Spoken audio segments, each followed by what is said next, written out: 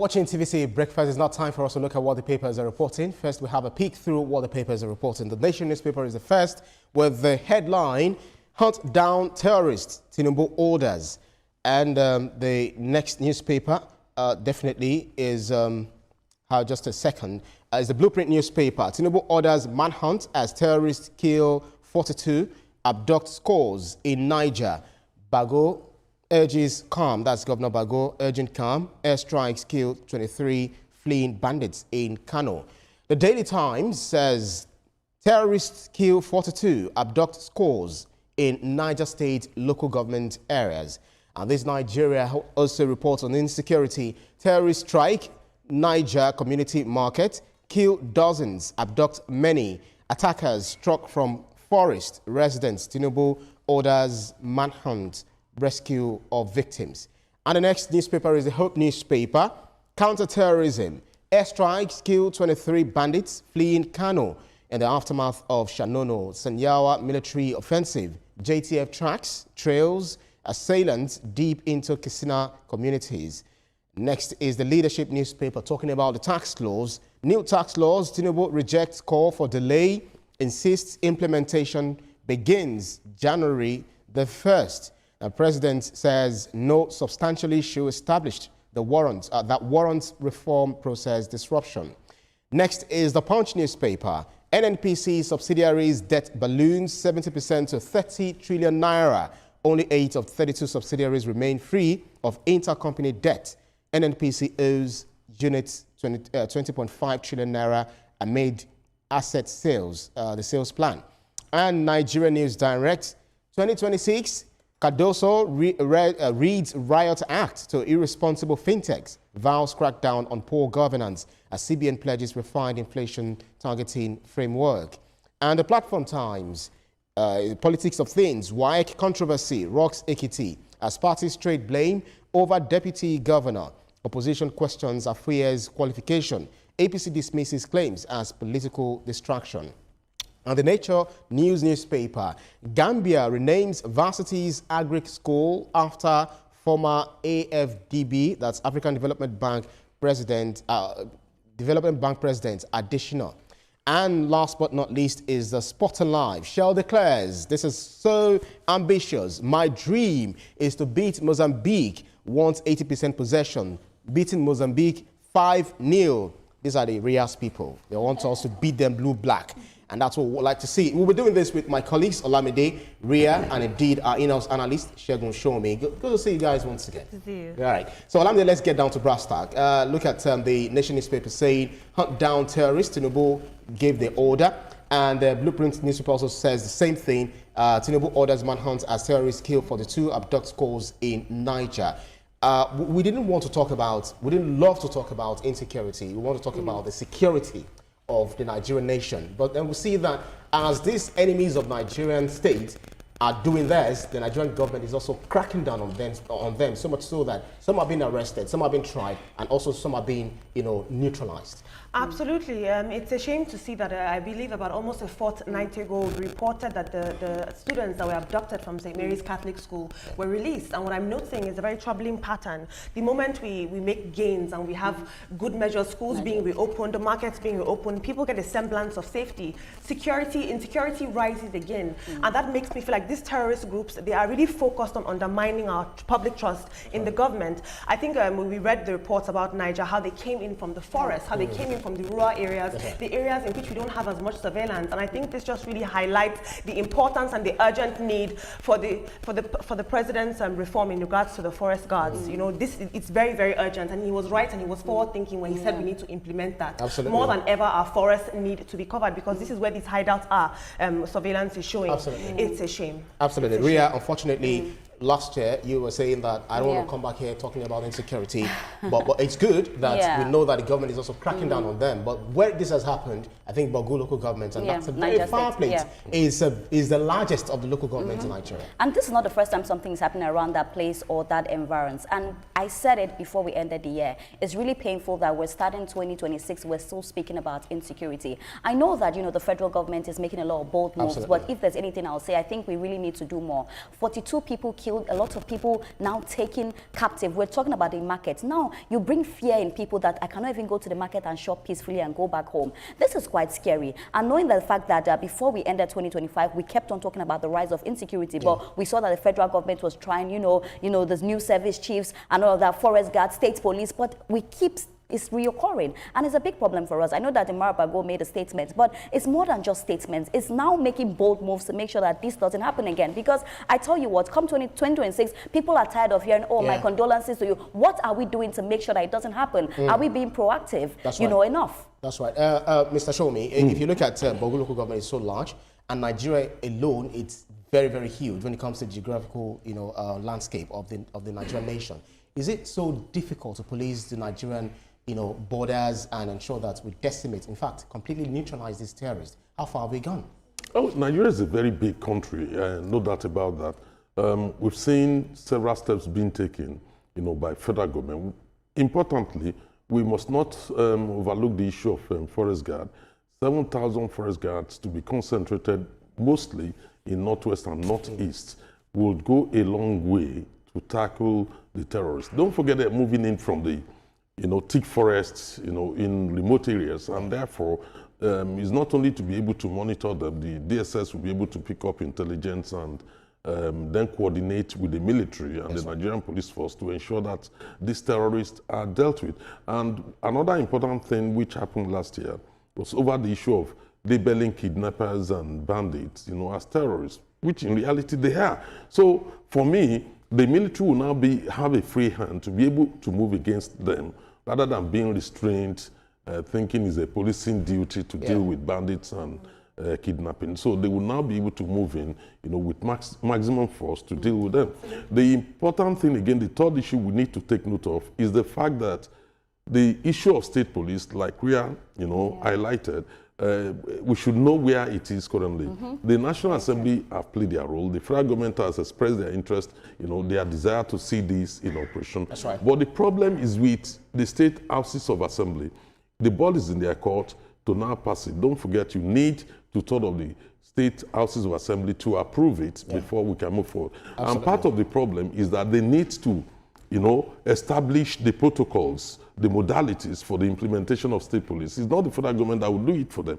So basically, the state police is actually currently, at bay simply because the protocols and modalities have not been worked out, by the state's houses of assembly. Right. Let's move on to the leadership newspaper. New tax laws. Tinubu rejects calls for delay, insists implementation begins January the 1st. We understand that the new tax laws have actually taken effect. And then I don't want us to dwell much on this because we know that that's what we'll be discussing in a nice conversation. So we don't like to preempt what we'll be discussing. The Punch newspaper is saying NNPC subsidiaries debt balloons 70% to 30 trillion naira. Only 8 of 32 subsidiaries remain free of intercompany debt. NNPC owes units 20.5 trillion naira amid asset sales plan. I want you to quickly chime in on this, just very quickly, because we need to race on. The federal government forgave NNPC of its debt owed to the federal government. But the opposition, the ADC, PDP, they were crying foul, like, come on, why do you have to do this? But the essence is to start on a clean sheet, to have a clean balance sheet by the NNPC. But this that we're reading, what say you quickly? Yeah, when you look at the NNPC, it's the most opaque institution that we have. And then we're trying to unbundle it with changing it to limited liability company. But it has so many subsidiaries, including NNPC Medical Services, so many of them that you will never even imagine. So over the years, they've been incurring debts. For instance, all the debts attributed to Port Harcourt Refinery, they are part of it. The billions we've been borrowing and all that. You have the one in Kaduna Refinery, you have Warri and all that. They are part of the subsidiaries.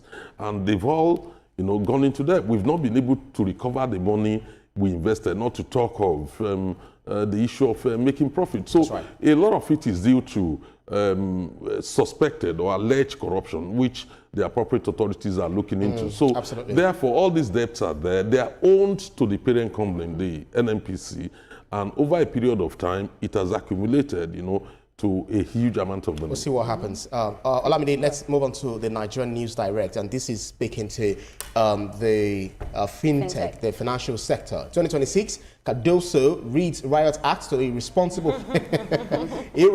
fintechs, vows crackdown on poor governance. And it's not only the fintechs, also the point of sales. You know, those who, you know, make use of the POS, where you get to withdraw some money, pay some amount of money and all of that. Some of them have been alleged of, you know, perpetrating frauds. And the fintechs are also, some of them are not shoring up the cyber security that should be done. The amount of revenue that fintechs bring into Nigeria, we cannot undermine that. However, innovation should not be an excuse for having poor compliance, for having weak controls. We want fintechs to grow. We want them to, you know, solidify us as the giants of Africa, but there has to be compliance. They must grow under strict rules that do not affect the market generally. I think that I like to see that, I'm happy to see that Cardoso is really focusing on innovation and he's focusing on the markets that are growing. Yeah, you know, this is also coming on the heels on the backdrop of recapitalization, where the first tier is supposed to pay 500 billion naira, the second tier 200 billion naira, and the fintechs are expected to pay 50 billion naira recapitalization.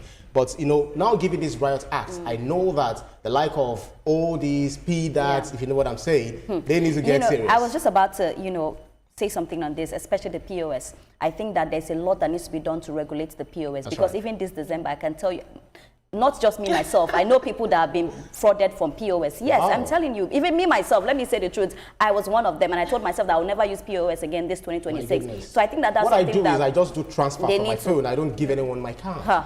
Ibrahim, I'll tell you what happened to me after the show. So I think that is something that I need to regulate as well. But also when we talk about this fintechs, we've seen some fintechs come out and do really dangerous things and damage the name of Nigeria. So this is a strong warning to them. But like I always say, it's not just about the warning. What are the implementations that are being put to make sure that you regulate these people? Who are the people that get their licenses? Not just everybody can get up and say they are doing fintech. And we've seen that happen a whole lot. And when it happens, it tarnishes the name of Nigeria in the global stage. So I think they should look at that. And most importantly, they should also check the POS operator. They should make sure that those people are regulated. Especially with cases of armed robbery that I've heard. That I've heard, you know, some armed robbers will go to rob people, and then even burglars, robbers, they will go into people's homes and ask them to bring their cards and withdraw their money using the POS. And we saw that earlier on this year, the government mandated, I believe, geo-tracking for POS. For the POS, You have to register, but I don't think that was fully implemented, and so we're giving out a warning now. But there was a systematic mechanisms put in place earlier this year that were not implemented. And that's my problem with Nigeria, and that's why when we bring out anything good, I'm always saying that will it be implemented, will it stand the test of time? Because we've spoken about this, but what happened? We didn't hear anything about it again. And I feel like if this is implemented, it's a very good one to track all this. I think so, because there's suspicion about bandits or terrorists. When they collect the ransom, how do they move the money around? So, and people think it's not through the conventional banking system. So it's in our national interest, and I think what Cardoso is trying to do. I love the twist you bring to it, but the thing is, why is it that some of those bandits, when they collect money, most of them love to collect cash? I don't work with them, but according to reports. Is it not possible for us to, you know, probably track her on this cash, or ensure that the cash has the notes actually have certain serial numbers so that it can be traceable? It's almost impossible, because you're not going to print notes for a particular area or the other. Money will have to flow within the economy, so it's almost impossible to do that. What can be done is to track, you know, unusual transfer of huge amount of money, and I think it's part of the efforts being made by through the tax system, which probably will be addressed sometimes later on. Absolutely. Let's move on. I understand that we need to raise on very quickly to ensure that we'll have our guest here.